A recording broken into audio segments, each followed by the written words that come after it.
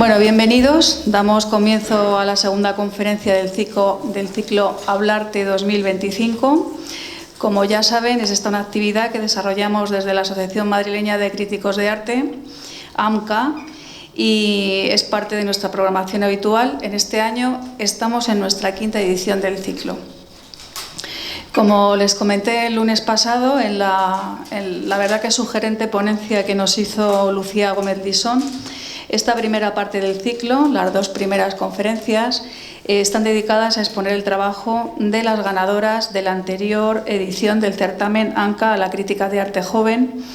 Y en esta tarde vamos a tener la oportunidad de conocer el trabajo de Rosita Mariela, que fue la ganadora del primer premio del certamen en 2023, que fue la última edición del certamen. Les anuncio que nos restan dos ponencias más, que vamos a intentar que sean en el salón de actos, que es lo que teníamos pedido. La primera de ellas será la de Javier Rubio Nomblot, el día 20, el lunes que viene, y la de Lucía Mendoza, que será el día 27, el último lunes de octubre. Y en esa conferencia, a continuación de la misma y de las preguntas que pudieran surgir, pues vamos a leer también el acta del jurado del cuarto certamen AMCA a la crítica de arte joven y llevaremos a cabo la entrega de premios y diplomas. Bueno, sin ánimo de extenderme más de lo razonable, y antes de presentarles a la ponente de hoy, me van a permitir que comente brevemente cómo se genera este programa de ciclos de conferencias en AMCA. Y aquí no me resisto a recordar, porque creo que en este tiempo de objetivos egocéntricos e individualistas absolutamente normalizados que vivimos, pues merece la pena detenerse de vez en cuando en ello.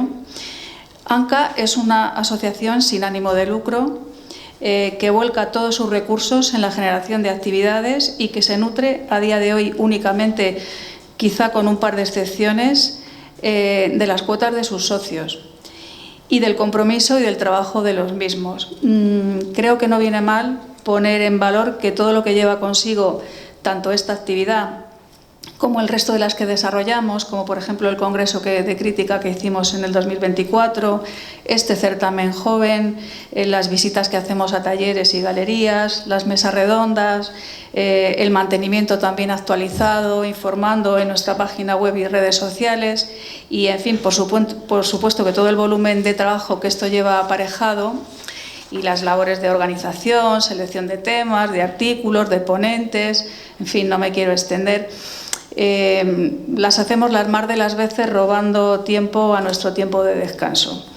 Refiero a estos detalles no a modo lamentativo, no crean, sino por el contrario constatando nuestra satisfacción por ser partícipes, ayudando a construir tejido cultural, porque pensamos que dentro de las tendencias e intereses de cada uno somos capaces de organizarnos para aportar a lo colectivo proyectos que enriquecen y transforman nuestra cultura y la convierten en algo vivo. No podemos esperar solo, y esto es un pensamiento particular que espero que compartan, que solo sean las grandes instituciones, los grandes museos o las administraciones quienes propongan las iniciativas artísticas. Es importante que los colectivos particulares nos mantengamos proactivos respecto, en nuestro caso, a cómo queremos interactuar y qué queremos aportar a la práctica artística contemporánea. En este sentido, siempre reitero que para AMCA es transversal en nuestros objetivos trabajar por el futuro, que está representado por nuestros jóvenes críticos, y las personas que cada momento estamos al frente de la asociación tenemos la obligación ética de conducirla a su continuidad. Pero también es cierto que por parte de los jóvenes, si quieren contar en su futuro con diversidad y riqueza de opciones, con miradas plurales, es necesario que se hagan partícipes de este tipo de proyectos, que los integren en su vida, tratándolos como la oportunidad que es para hacerse con un patrimonio y un bagaje existencial que les acompañará en el futuro, sin duda. Los jóvenes tienen también la necesidad de plantearse qué huella quieren dejar, no solo individualmente como curadores, investigadores o artistas, sino también como actores del colectivo social del tiempo que viven. Entonces, bueno, me parece oportuno, ya que esta conferencia estaba dedicada a los jóvenes, me parece oportuno dejar en este punto para la reflexión una palabra que es generosidad, que es una palabra que últimamente no tiene una gran publicidad, pero que creo que resume muy bien la importancia de lo que podemos hacer todos, jóvenes o no tan jóvenes, cada uno en su medida por lo común, en este caso por lo artístico común. Bueno, esta era una reflexión y sin más preámbulos les voy a presentar a la ponente de hoy. Es Rosita Mariela. Ella es historiadora de arte e investigadora predoctoral en el Departamento de Historia del Arte de la Autónoma de Madrid, de la Universidad Autónoma. Su investigación se centra en el arte contemporáneo desde el punto de vista de la América Latina y de las estructuras coloniales que persisten en el ámbito artístico americano, ¿no? Se graduó en arte por la Universidad de Bocconi, en Italia. Posee un máster en artes por la Universidad de Warwick, en Reino Unido. En 2023 finalizó el máster en Historia del Arte Contemporáneo y Cultura Visual, organizado por el Museo Reina Sofía, junto con la Universidad Complutense y la Universidad Autónoma de Madrid. Y durante este máster participó en el comisariado de la exposición Crónicas de un discurso, la Galería Juana Mordó en el arte postfranquista, una exposición que se celebró en el museo. En este mismo museo ha sido también investigadora residente en el programa Tejidos Conjuntivos en 2024, que es una especie de máster, ¿no? Que tiene una residencia de investigación. Una residencia de investigación. Y donde ella desarrolló el proyecto y taller del Anticurriculum, que es un taller que esperemos vamos a tener la oportunidad, está previsto incorporarlo a las actividades de ANCA Joven en el futuro, ¿vale? Rosita ha presentado su trabajo en encuentros universitarios internacionales y ha publicado diversos artículos de investigación en revistas científicas, entre ellos un artículo sobre Tarsila Amaral para el Journal of Avant-Garde Studies, o el artículo La nueva figuración madrileña, un caso para la reflexión sobre el arte y el mercado, en la revista Acta 7. Aparte de su investigación como doctoranda, ha trabajado en varias galerías y colecciones privadas en Londres y actualmente trabaja como guía turística en Madrid, un trabajo que compatibiliza como responsable también del contenido digital y comunicación de Arts SVP, plataforma líder en gestión de ferias y eventos de arte.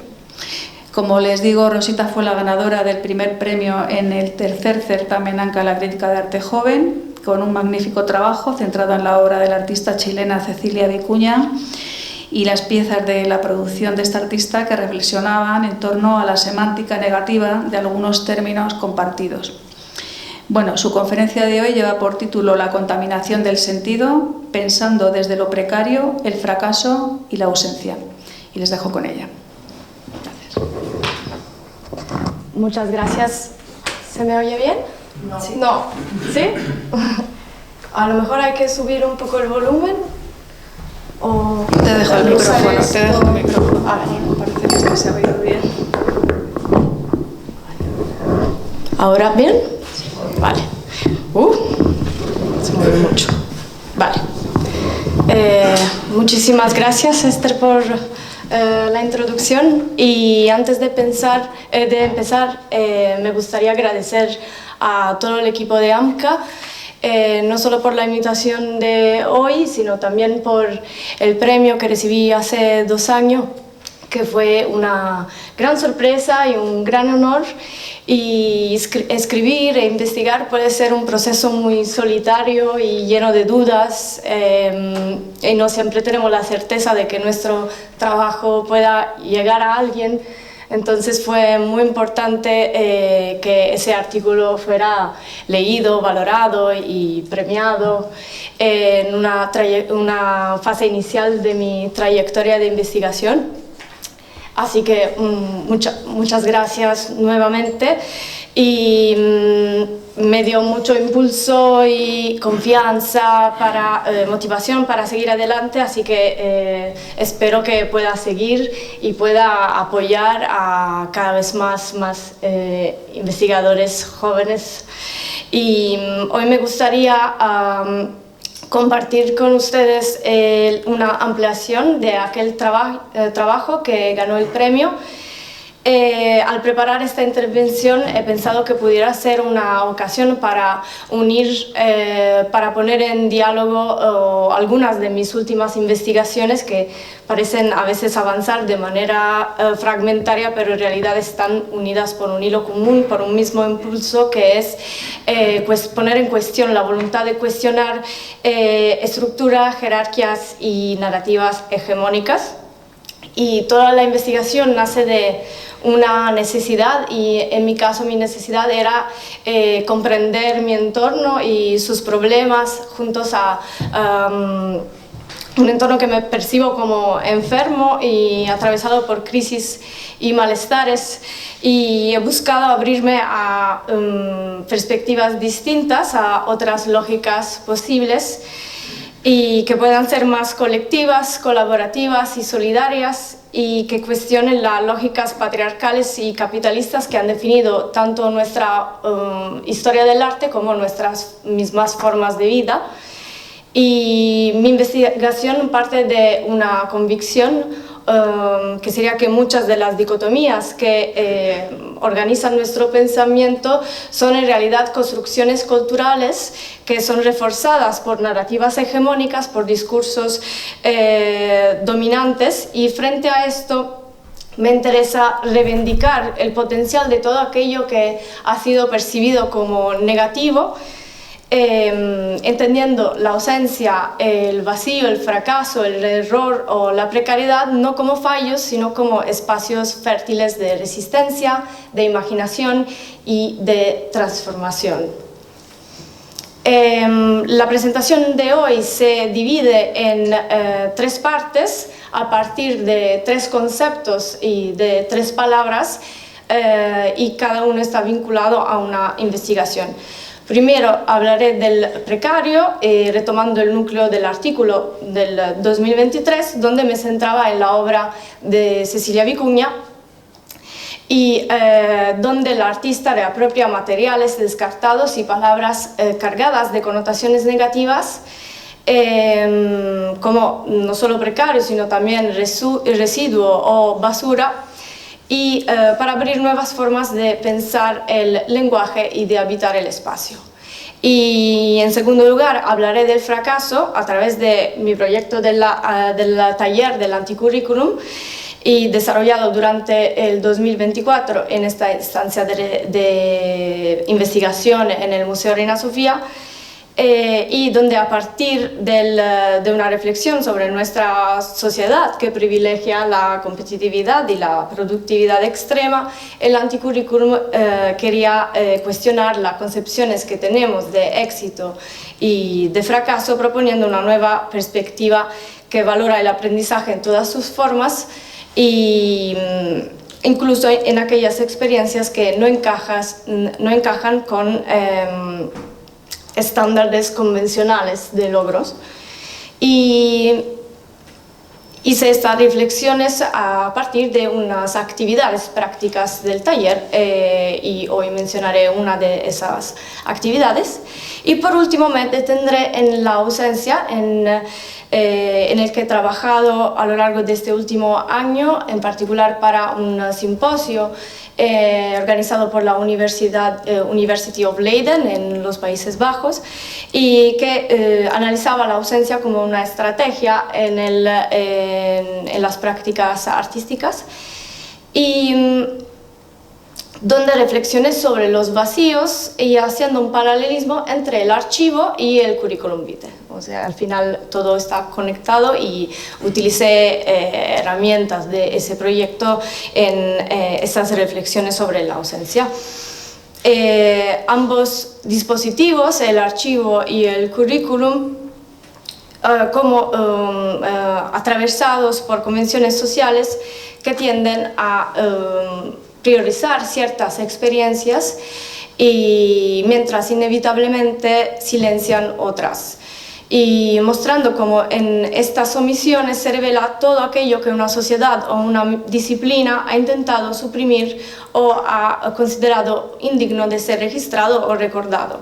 Y abordaré estas ideas a través de la obra de la artista argentina Ana Gallardo, titulada CV Laboral.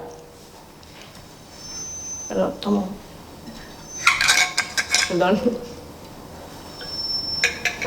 Bueno, empezando por lo precario, el artículo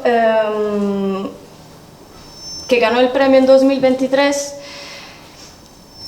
analizaba Cecilia Vicuña y una artista que desde los años 60 trabajaba en cómo habitamos el espacio y cómo nombramos el mundo. Y su trabajo no se limita al arte visual, sino atraviesa también la poesía, el lenguaje, la arquitectura, la ecología y la memoria indígena. Y trabaja desde lo frágil, lo efímero y lo que otros descartan, utilizando prácticas de una civilización antigua, andina, para desarrollar puntos de vista alternativos a los habituales.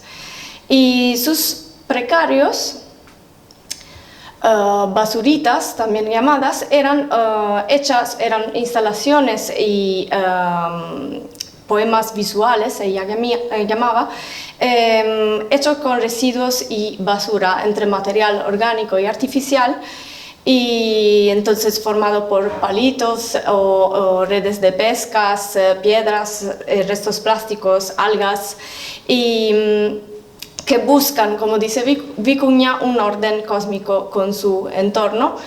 Y su origen está en la playa de Concón, en Valparaíso, en Chile, y que es un lugar emblemático donde se mezcla la desembocadura de un río sagrado y el mar y la contaminación industrial. Allí desemboca el río Aconcagua, que baja desde los Andes y muy importante para las comunidades indígenas, y fue sitio de rituales precolombinos. Y hoy está rodeado, y desde los años 60 estaba rodeado de refinerías de petróleo. Vicuña quiere utilizar esos saberes andinos para imaginar nuevas formas de civilización y menos dominadas por la lógica capitalista y más atentas a la interdependencia entre seres humanos, territorios y lenguaje. Y hice este trabajo en 2022 y coincidía con la Bienal de Venecia, donde Cecilia Vicuña ganó el León de Oro a la carrera, y donde la comisaria de la Bienal, una comisaria italiana llamada Cecilia Alemani, proponía como tema de la Bienal preguntas sobre la definición de lo humano y de lo posthumano y la manera en que habitamos nuestro planeta, cuestionando y desafiando, y cito, la supuesta condición occidental que utiliza al hombre blanco como medida de todas las cosas. En la búsqueda de nuevas maneras de vivir se invita a poner en cuestión nuestra forma actual de habitar, y en su carrera Vicuña fue pionera de las propuestas de decolonización y de ecofeminismos y de memorias negadas indígenas, y destacaba historias indígenas andinas para criticar el neoliberalismo extremo de la dictadura de Pinochet, que fue razón de su exilio político. Y su búsqueda de realidades alternativas y nuevas formas de expresión de colectividad se debe a la necesidad de encontrar remedios a los efectos traídos por el neoliberalismo capitalista, y todos los efectos como la normalización del individualismo, la competición, la pérdida del sentido de comunidad y el actuar bajo el propio interés. Lo efímero, lo rápido prevalecen sobre la idea de espacio como bien común urbano de reunión para el bienestar colectivo. Y en el artículo también ponía en relación otras reflexiones, por ejemplo, reflexiones de la cineasta francesa Agnès Varda en su documental La Glenesse del 2000, y Resulta curioso cómo Cecilia Vicuña ha elegido los términos precarios y residuo y basura para nombrar sus obras, que de manera bastante natural e inmediata estas palabras inducen a pensar a algo desagradable y parecen ser inevitablemente destinadas a una connotación negativa. ¿Y por qué ocurre esta inmediata asociación a lo negativo? Negativo por qué y sobre todo negativo para quién. Y el artista encontraba toda una poética alrededor de esos términos negativos y además de representar algo pobre, denegado y abandonado, existen otras energías de la basura y de los residuos. Y además, lo que constituye un residuo es una noción muy subjetiva que varía de cultura a otra, de época a otra época, de una persona a otra. Y nosotros mismos somos quienes elegimos cuando un objeto deja de ser útil o bonito, funcional, y cuando es su momento de convertirse en basura, cuando no merece más ser incluido entre lo que se queda. Y sin embargo, no siempre lo que creemos basura es basura para todos. Entonces, por ejemplo, en el caso de Agnès Varda, la cineasta solicita buscar la belleza en objetos ordinarios y en los descartados, y a ver la basura como sujetos de asombro y de investigación. Y una simple patata a forma de corazón, como vemos aquí, es un alimento deformado, abandonado por los grandes productores. Y también en el documental encontramos escenas de rastros, de muebles o objetos varios que pueden encontrar una nueva vida. Y en su película los residuos se sitúan en un lugar subversivo hacia una nueva creación artística, una estética alternativa, y desempeñan un papel importante en la crítica social y ecológica a la sociedad de consumo masivo y sus valores de estandarización, homogenización y exceso. Y por otro lado, hablé en el artículo de una historia contada por Oscar Calavia en su libro Basura, donde un grupo de indígenas vivía al lado de un vertedero donde supuestamente nadie quería vivir, y los guaraníes de la comunidad indígena estaban fascinados de encontrarse en este vertedero, en este tesoro de acumulación, e incluso construyeron instrumentos y formaron una orquesta a partir de los residuos. Y, o sea, un vertedero se convierte en esa historia en un espacio donde la basura se ha vuelto algo crucial para el sustento de una comunidad, y una basura entonces de la que vivir y de la que puede depender una comunidad. Y estos tipos de hábitos pueden ser extraños a los ojos de los occidentales, pero solo si se parte que lo que no es normal para los occidentales tiende a tomarse como norma, una norma que supuestamente tendríamos que interiorizar para ser parte de una sociedad productiva y capitalista. Y en conjunto la obra de Cecilia Vicuña y estas reflexiones sobre las basuras arrojan luz sobre los significados ocultos que los objetos y las palabras cargan por efecto de convenciones sociales, y nos invitan a ver desde otras perspectivas y a romper con lo que nos presenta como norma, y a reconocer el potencial poético y transformador de lo precario. Y la percepción común de precario es algo negativo. Lo que es construido por la sociedad significa una falta de seguridad, una falta de estabilidad, de un futuro previsible. Y se suele asociar la idea de precariedad a empleos ocasionales y a bajos salarios, y que generan obviamente inseguridad y malestar, y esta vulnerabilidad que se va construyendo termina por generar una convicción de que el trabajo es la única manera de mantenernos libres en una sociedad de consumo esclavizante y esclavizadora, donde mientras más esclavizados, más libre de consumir, de comprar y de endeudarse. Y Cecilia Vicu me invita a considerar una diferente forma de lógica sobre el precario que ve en la precariedad una posibilidad de transformación y que puede aplicar a todos los tipos de campos. Y, por ejemplo, en el campo de la educación y del aprendizaje, lo precario representa lo que permite un margen para el error y un margen para el fracaso, de que hablaremos ahora, y que invita a la improvisación, a la búsqueda y a la exploración. Y la precariedad puede desempeñar un papel fundamental en la posibilidad creadora y significar una potencia más que una falta. Entonces, ya desde el 2022, cuando trabajaba con el concepto de precario, me acerqué al concepto de fracaso y me centré en el concepto de fracaso en 2024 en la residencia Reina Sofía, pero a través de un proyecto práctico de actividades colectivas en los talleres. Y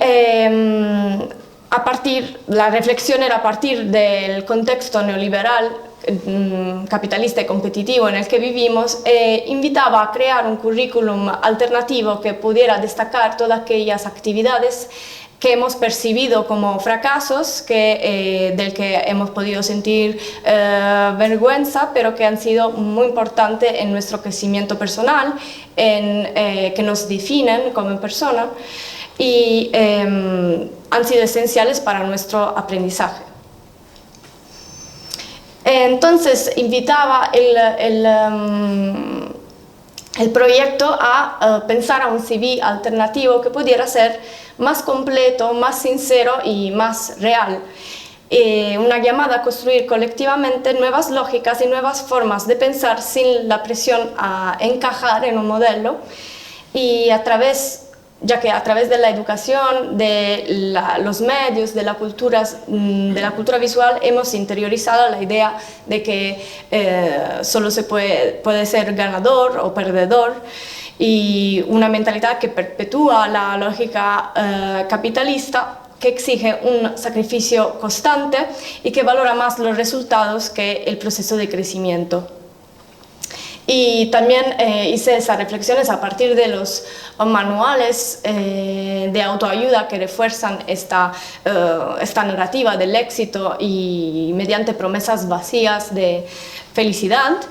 Y el objetivo era desafiar el rígido formato del currículum, crear un espacio para las zonas grises, o sea, las experiencias que no encajan en los parámetros convencionales de logros, y crear un espacio donde poderse reconocer plenamente, tanto en los logros como en los fracasos, y donde poder celebrar nuestras trayectorias únicas y lo que nos hace únicos.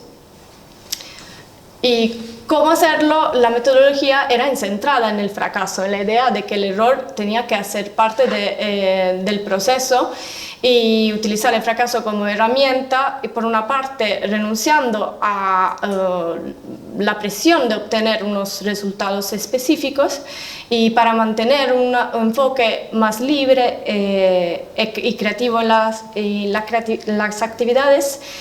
Y también quería hacer un experimento lúdico y quería incorporar la torpeza en el proceso creativo para dar una disposición a experimentar y a explorar el aprendizaje sin miedo a equivocarse. Aquí unas fotos de los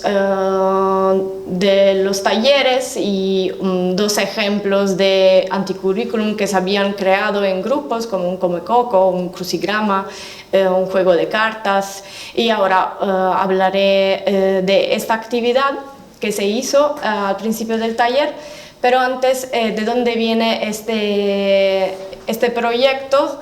La origen fue unos textos que analizaban los rasgos y los mecanismos de un escenario de realismo capitalista, y aquí he traído unos cuantos textos fundamentales para el proyecto.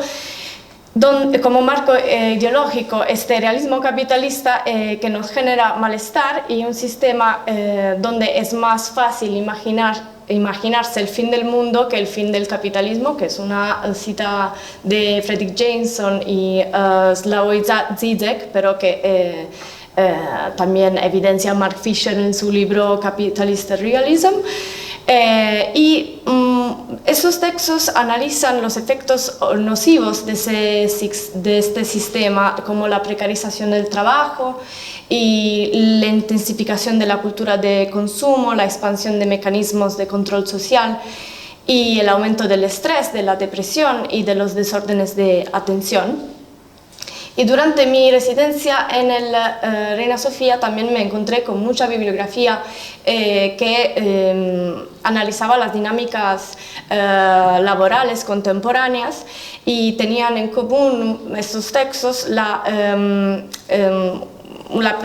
presentación de una sociedad cansada, quemada, fatigada, con un deseo de lucha contra esta presión al éxito, y con un deseo de dar vuelta al sistema y una resistencia a esta lógica ultraproductiva muy común. Como decía, en este ejercicio aquí había puesto unos papeles en las mesas y había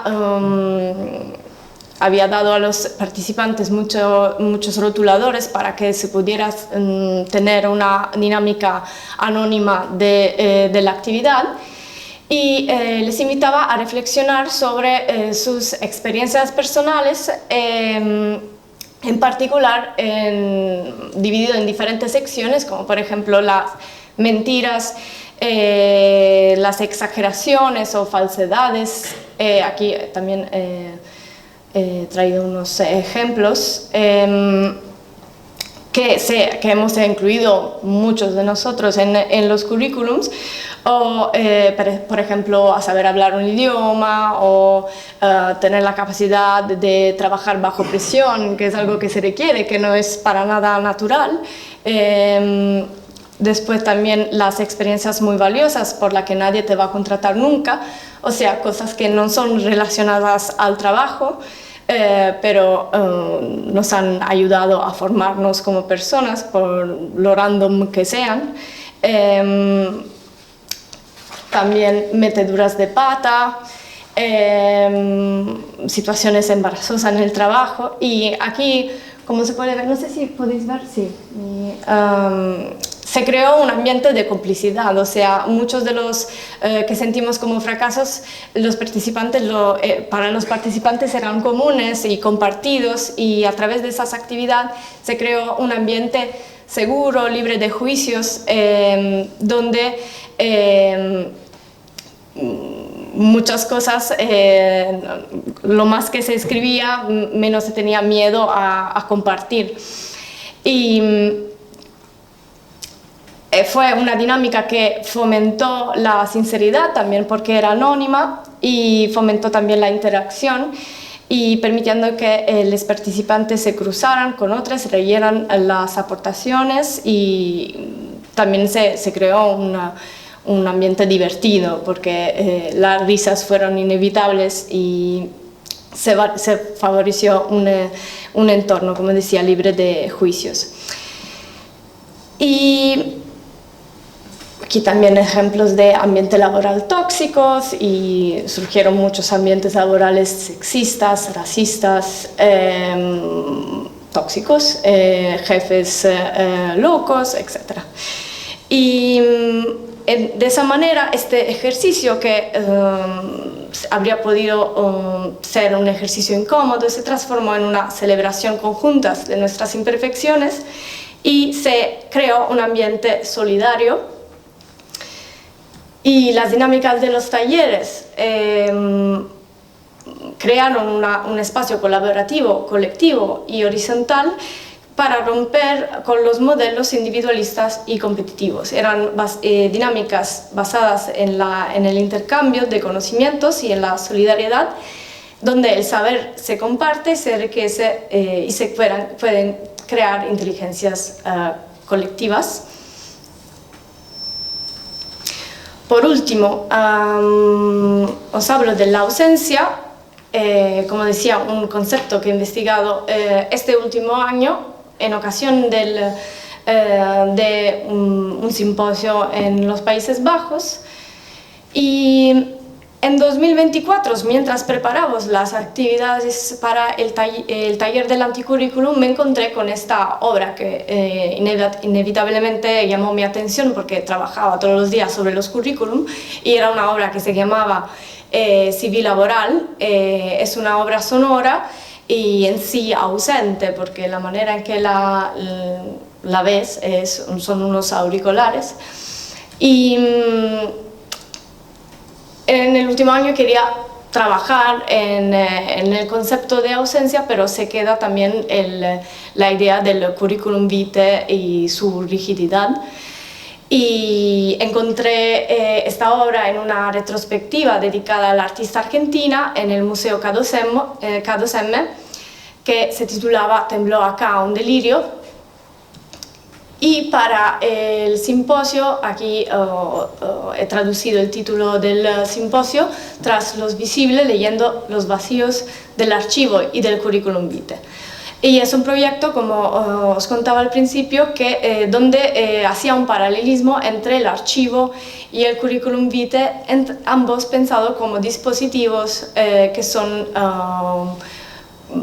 muy condicionados por relaciones de poderes y por discursos dominantes, y lo que tiene que aparecer en un archivo o lo que tiene que aparecer en un currículum vitae. Pero me enfocaba en todo el universo del no dicho, del ausente, en el potencial de estas ausencias y en todo lo que omitimos, todo lo que olvidamos, borramos o deliberadamente dejamos fuera.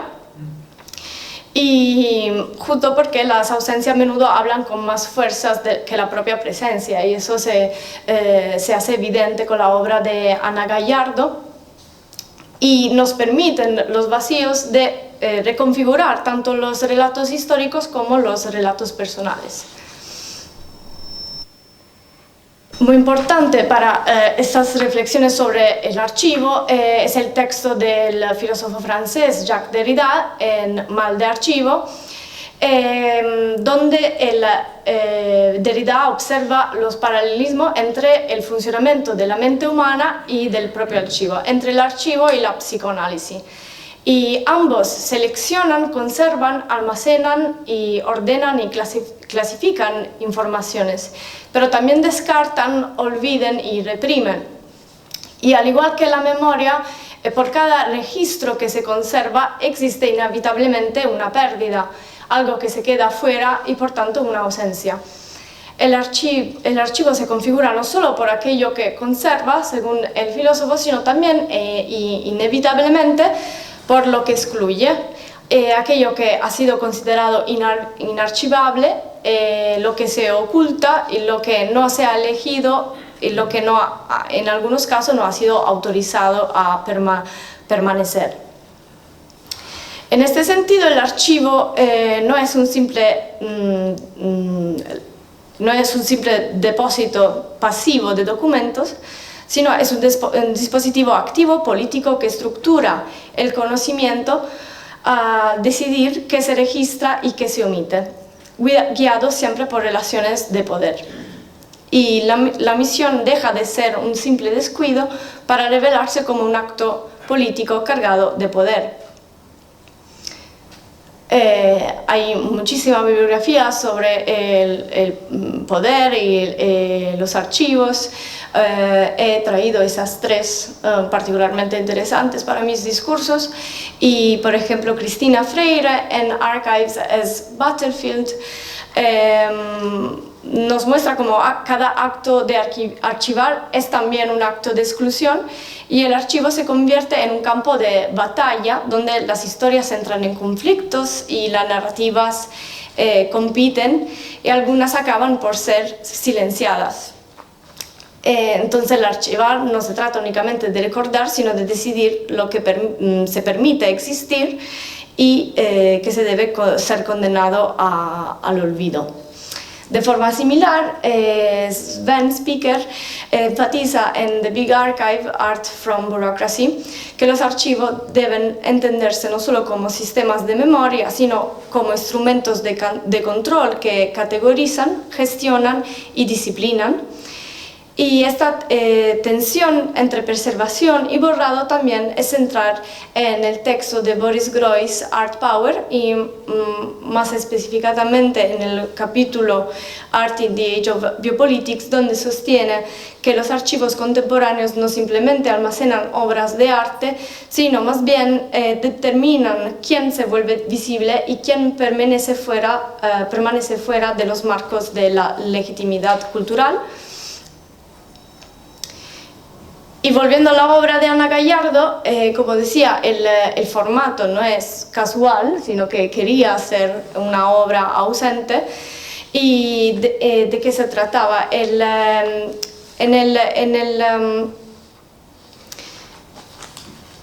la obra, la artista narra en primera persona todos los trabajos que hizo para sobrevivir. Entonces, juntos con los auriculares, lo que vemos es esta etiqueta, no sé si se ve el zoom, que dice: no vivo de la venta de mis obras, por lo tanto tengo que hacer otros tipos de trabajos para ganar mi sustento y el de mi familia. Grabé un audio donde narro mi currículum laboral. Todo lo que hago y he hecho a lo largo de mi vida desde que comencé a trabajar. Aquí la artista presenta intenta subvertir el currículum vitae, que no es capaz de mencionar, por ejemplo, los trabajos, el tipo de trabajos del que hablaba, son todos esos precarios, invisibles y no remunerados. Por ejemplo, repartir folletos, trabajar como recepcionista, criar sola a su hija, y este gesto convierte su propia historia, que es fragmentada, precaria y marcada por las luchas feministas, en un contraarchivo. Entonces, ¿qué se esconde detrás de la fachada del éxito de un artista?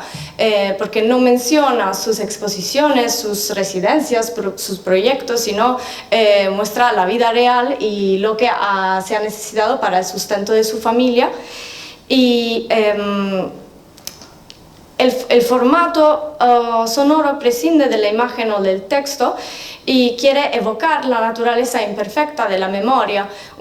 Entonces, lo que percibimos en esta obra es una voz que aparece y desaparece, y que respira, que resuena. Entonces aquí la ausencia es más bien resonancia, y es compuesta por su voz. Y para concluir, aquí se ha quedado... sí.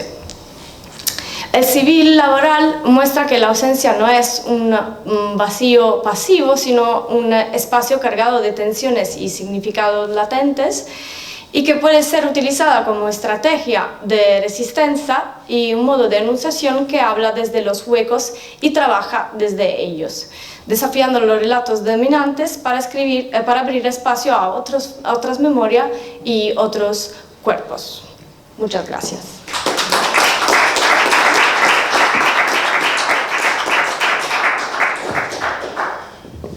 Bueno, pues muchas gracias, Rosita.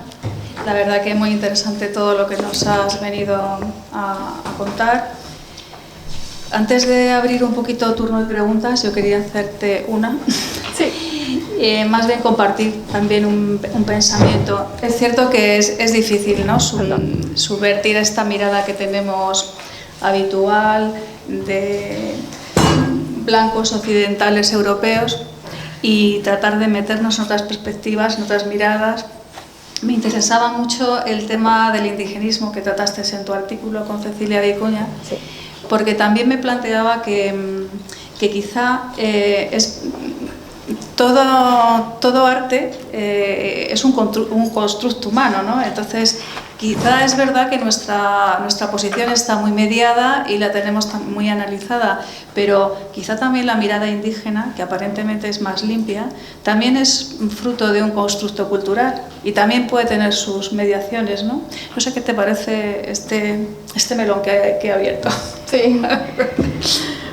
Es muy complicado y a veces en la investigación también hay que cuestionarse nuestra ubicación, y yo lo hago desde aquí, lo hago desde Europa, trabajo sobre América Latina, pero es un constante cuestionarse sobre mi ubicación y también tener mucho cuidado en cómo presentamos estas culturas a que no pertenecemos. Y entonces seguramente siempre hay un miedo a caer en neocolonialismos, o sea, en estereotipos, y es muy complicado y es una problemática muy grande de mi investigación que rondan en mi cabeza preguntas constantemente sobre cómo posicionarme, sobre cómo quitarme estos esquemas que es inevitable. Yo sé de dónde vengo, de qué formación he tenido, entonces también cuando hay que encajar esas investigaciones y modelos de academia occidentales puede ser muy complicado porque se cae constantemente en las mismas trampas. No, te lo comentaba también un poco porque tradicionalmente en la antropología se ha tenido la historiografía ha tenido esa doble visión entre introducirse dentro de ese mundo indígena y tratar de tener esa perspectiva, pero siempre ha habido la historiografía, digamos, que tachaba esto como una invasión y como una especie de destrozo respecto de lo que es el mundo indígena. Y en el arte creo que al fin y al cabo es lo mismo, ¿no? Por eso te preguntaba si no te parecía que también es complicado al abrirse a otras perspectivas también tener en cuenta o sopesar que esas otras perspectivas también están mediadas por la cultura en la que se han generado, ¿no? Y bueno, pues no sé, una idea. Abrimos turno de preguntas, no sé si queréis comentar. A ver, Julia. ¿Puedo pedírtela? Yo no encuentro la mía.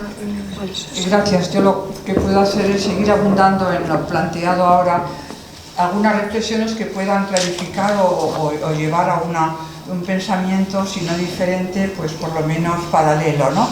Todos en la historia y en el arte venimos de tradiciones. Lo decía don Eugenio II, historiador buenísimo, lo que no es tradición es plagio. Entonces el arte occidental tiene su propia tradición y no se le puede golpear estúpidamente para que se abra las venas frente a un indigenismo o un arte oriental que es maravilloso. Son tradiciones diferentes.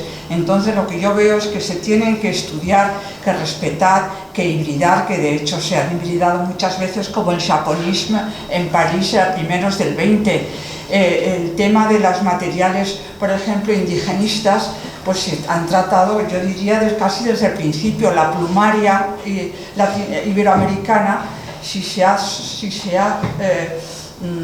conservado, ha sido en los museos europeos, porque la plumaria es muy delicada y en los sitios húmedos se destruye. El tema de la pluma y de los pequeños elementos tomados, bien sea de las basuritas, como se ha apuntado, de los desechos, los desperdicios, lo ha encontrado, pues también el arte occidental lo ha estudiado, ha hablado del arte povera, ha hablado del objet ouvert. Quiero decir que el planteamiento se me ha antojado muy drástico, muy separado, y eso no me ha convencido. Además, la argumentación, incluso con la bibliografía, era todo el rato un ataque al sistema neoliberal, capitalista, con lo cual presuponía un punto de partida válido o no, para mí es indiferente, pero que era ya una perspectiva desde un mirador.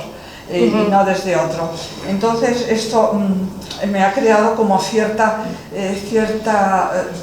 digamos, una situación de espera o de objeción a lo que estaba escuchando. Y esto es todo, creo que podemos dialogar sobre esto. Gracias. Gracias. Bueno, son cuestiones muy complejas, por ejemplo, también como ha mencionado lo de los museos europeos, hay ahora muchísimo trabajo sobre la restitución y sobre lo situado. Por ejemplo, trabajé sobre una red latinoamericana, la red Conceptualismo del Sur, y trabajaba sobre los archivos de los artistas latinoamericanos e intentaba dejar el archivo original en la América Latina, porque lo que pasaba muchas veces en la privatización del mercado, a lo mejor acababa el archivo en las manos de un coleccionista privado y no era accesible al público, a las poblaciones del país de origen de los artistas. Entonces seguramente es muy complejo y es verdad que por lo que tiene que ver con la restitución de objetos a sus países de orígenes, a lo mejor se necesitan estándares de conservación más elevados, pero sí que es muy complejo y los planteamientos pueden ser muy radicales. Yo siento que casi mi planteamiento es muy suave comparado con muchos otros planteamientos, muchas ubicaciones. Y entonces también es importante trabajar desde lo situado. Relacionado a tu pregunta, Esther, también trabajar desde ahí. Entonces yo también me siento, por eso me cuestiono, porque sigo trabajando desde aquí, no trabajo desde ahí, y sigue para mí una herramienta para entender otros problemas occidentales. Para mí, en América Latina ha sido un caso de estudio, digamos, pero se pueden encontrar problemas de poderes que se pueden aplicar al contexto interno español, al contexto italiano, de donde vengo, sobre, no sé, el norte-sur italiano, o la centralización en ciudades en Madrid. Son cosas que al final se pueden aplicar en otros contextos también. Pero sí que siento que hay que tener un posicionamiento y siento que el mío es muy suave comparado con otros. No sé si hay más preguntas, he contestado las preguntas. Gracias, Rosita, ha sido una presentación desde mi punto de vista muy grata y además con conceptos que me han llegado mucho, en el sentido de que he encontrado cierto paralelismo entre no solamente el lenguaje que utiliza, sino también los contextos y la forma de abordarlo, incluso los procesos con los que se desarrollan, y lo he relacionado continuamente con lo que es una terapia. Es decir, en terapia esos términos son fundamentales y la forma de abordarlos también. Entonces mi pregunta para ti sería si has contemplado la relación entre tu experiencia artística y la terapéutica, o es algo que te llega de improviso. Gracias. No sé si es el micrófono que está haciendo. Vale. Bueno, en mi caso también la investigación es un proceso de sanación personal. O sea, si he trabajado en esas cosas es porque son también terapéuticas para mí. Como trabajar sobre el fracaso, siento que cada uno podría hacerlo y podría sanar a muchos de nosotros, porque para trabajar en eso he tenido que pensar en toda mi trayectoria, y seguramente el origen del proyecto era los textos, pero también no hablo de una parte personal que era resanar toda una trayectoria profesional en Londres, en un ambiente laboral muy tóxico, competitivo, muy individualista, y también para mí fue muy importante compartirlo y sentir que este taller había tenido efecto en los participantes y que salieron de la sala felices, contentos, y que nos hemos quedado más tiempo. Ha sido un proceso de sanación para ellos también, y eso ha sido la satisfacción de mi proyecto. Muchas gracias por la pregunta. No sé si alguien quiere preguntar alguna cosa más. ¿Sí? Gracias. Sí, ok, sí, se me escucha. Sí. Yo quería hacer un pequeño apunte y luego también una pregunta para Rosita. Un pequeño apunte sobre lo que hemos dicho, sobre la pregunta que se lanzó, ¿no? Sobre el indigenismo y también el comentario que hubo después. Porque por mi tema de estudio yo nunca he estudiado tanto indigenismo, pero me he rozado con ello varias veces. Y nunca me he metido porque creo que estudiar indigenismo, estudiar algo que no es nuestro, es algo terriblemente complejo. Es muy complejo, no solamente por la forma en la que hablamos de ello, sino por la forma en la que lo comprendemos, porque, como también apuntaste, se trata de constructos culturales muy distintos de los nuestros, que son de por sí, por naturaleza, muy complejos de entender. Así que yo nunca me he metido por eso también, para no arriesgarme. Pero la suerte que tenemos hoy en día, en mi opinión, es que hay muchísimos artistas y muchísimas artistas que se encuentran entre medias, ¿no? Personas que vienen de un entorno, ¿no? De una relación con el indigenismo y que también dialogan con lo que son nuestras, ¿no? Lecturas desde nuestra posición de europeos o de occidentales, y estas figuras de intermedio creo que hacen mucha mediación sobre lo que es el indigenismo, ¿no? Y lo vemos con muchísimas artistas, y sobre también los comentarios también lo vemos con algunos museos. Y hace poco tuve una lectura muy interesante que es el Museo Metabólico de Clémentine Delis. No sé si alguien lo ha leído, pero si no lo habéis leído os lo recomiendo mucho, está traducido al español y a mí me ha iluminado muchísimo sobre el tema de cómo ver, ¿no? El museo etnográfico, la etnografía, sobre todo en clave contemporánea del arte contemporáneo. Y bueno, y eso era solamente este pequeño apunte. Luego la presentación de Rosita me ha encantado, conozco a Rosita, así que he seguido su investigación desde muy cerca, desde hace tiempo, pero verla en pantalla me ha emocionado mucho y me ha gustado mucho. Y ella sabe que lo que me gusta más es el anticurrículum y su proyecto para mí es de verdad increíble, ¿no? Y espero que se pueda llevar a cabo un día con AMCA porque creo que con toda seguridad que lo vamos a llevar a cabo, sí.